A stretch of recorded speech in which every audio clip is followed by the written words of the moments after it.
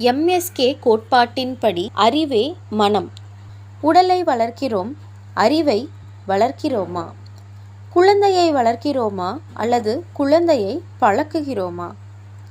ஆசையை நிறைவேற்றுகிறீர்களா அல்லது அறிவை உருவாக்குகிறீர்களா? உங்களுடைய குழந்தைக்கு உங்களுக்கு கிடைக்காத அறிவை கொடுக்கிறீர்களா அல்லது உங்களுக்கு கிடைக்காத இன்பத்தை கொடுக்கிறீர்களா? உங்களின் குழந்தை உங்களின் பெருமையின் அடையாளமா அல்லது அறிவின் அறிகுறியா? உங்களின் குழந்தைக்கு உணவு கொடுக்கிறீர்களா அல்லது அறிவை கொடுக்கிறீர்களா?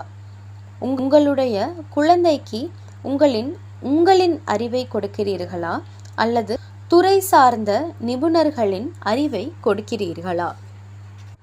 ஒவ்வொரு நாளும் உடலை குளித்தல் என்ற குளிர்வித்தல் மூலமாக புத்துணர்ச்சி உருவாக்கி கொள்கிறீர்கள்.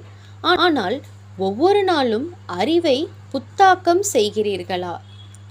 ஒவ்வொரு நாளும் 3 நேரம் உயிர் வாழ உணவு, 2 நேர சிற்றுண்டி எடுத்துக்கொள்கிறீர்கள்.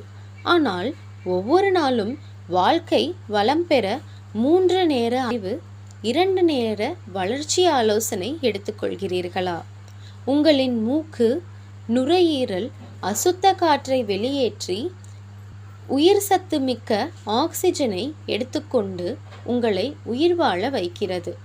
ஆனால் உங்களின் வாழ்க்கை வளம் பெற புதிய அறிவை ஒவ்வொரு வினாடியும் பெற்றுக்கொண்டு பழைய அறிவை, அதாவது பயன்படாத அறிவை, செயல் முடக்கத்தை உண்டாக்கும் சிந்தனை வெளியேற்றுகிறீர்களா?